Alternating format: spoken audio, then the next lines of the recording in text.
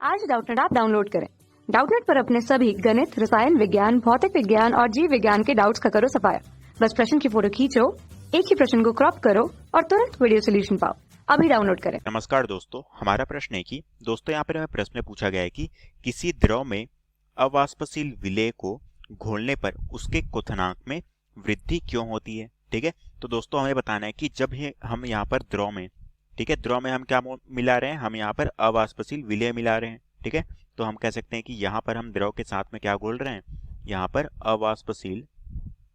अवाष्पशील हम यहाँ पर विलेय मिला रहे हैं। ठीक है, तो यहाँ पर हमें बोला गया है कि जब हम इस पे अवाष्पशील विलेय मिलाते हैं, ठीक है, तो यहाँ पर इसके क्वथनांक में वृद्धि क्यों होती है। ठीक है, तो हमें बताना है कि जब हम इसमें मिलाते हैं तो यहाँ पर क्वथनांक में वृद्धि क्यों होती है, क्वथनांक में वृद्धि देखने को क्यों मिलती है।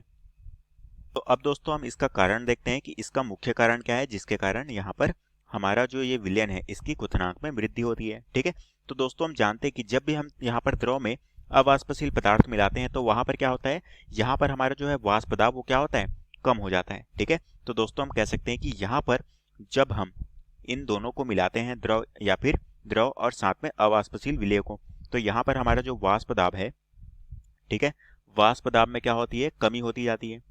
ठीक है, और यहाँ पर जब वाष्प दाब में कमी होती है और इसके कारण जो हमारा वाष्प दाब है और वायुमंडलीय दाब, इन दोनों में क्या होता है, काफी अंतर आ जाता है। ठीक है, तो हम कह सकते हैं कि यहाँ पर जब भी इन दोनों के बीच में हमारा काफी अंतर आ गया, इन दोनों के बीच में अंतर आ जाता है, तो हमें इन दोनों को बराबर करने के लिए, ठीक है, तो हम कह सकते हैं कि यहाँ पर जो हमारा वाष्प दाब है और इसे हमें बराबर करना होता है किससे, वायुमंडलीय दाब से।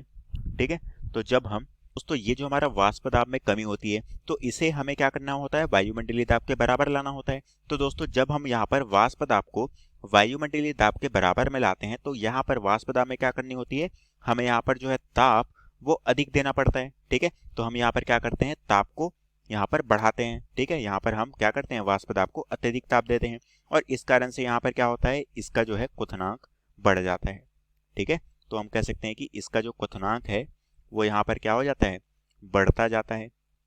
ठीक है, और यही क्वथनांक का बढ़ना क्या कहलाता है दोस्तों, इसे ही हम जानते हैं क्वथनांक में उन्नयन। ठीक है, तो ये जो हमारी पूरी घटना है इसे हम क्या कहते हैं, इसे हम कहते हैं क्वथनांक में उन्नयन, क्योंकि यहाँ पर क्वथनांक क्या है, क्वथनांक यहाँ पर बढ़ रहा है, तो ये हमारा क्या होगा, बढ़ रहा है, तो क्वथनांक में उन्नयन कहलाएगा। और यही दोस्तों में प्रश्न में पूछा गया था कि हमें बताना था कि किसी भी द्रव में जब हम यहाँ पर अवाष्पशील विलेय मिलाते हैं तो क्वथनांक में वृद्धि क्यों होती है। तो इसका मुख्य कारण क्या है दोस्तों, यहाँ पर वाष्प दाब में कमी आती है और इस कमी को हम दूर करने के लिए, क्योंकि वायुमंडलीय दाब के हमें बराबर लाना है, और इस कमी को दूर करने के लिए हम क्या करते हैं, वाष्प दाब को ताप अधिक मात्रा में देते हैं।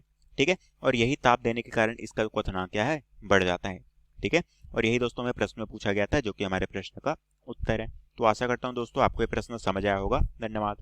कक्षा 6 से 12वीं से लेकर नीट, IIT, JEE वो एडवांस के लेवल तक 1 करोड़ से ज्यादा छात्रों का भरोसा।